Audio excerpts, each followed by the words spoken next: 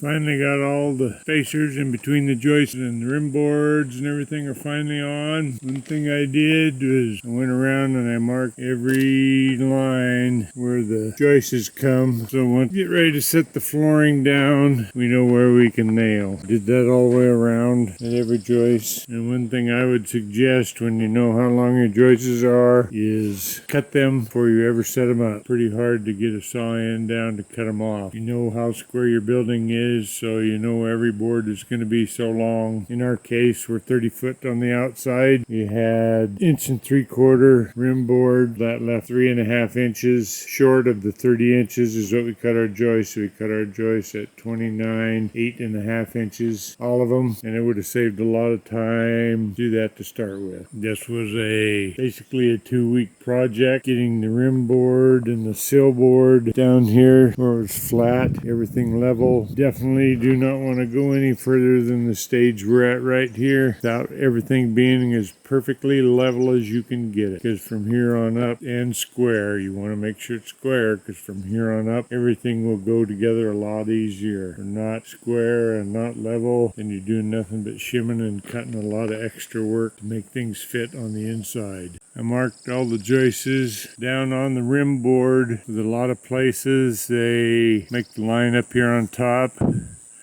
but once you start laying your floor down, you can't see them. So for future reference, even when the walls are going up or anything like that, at least I know where every joist is.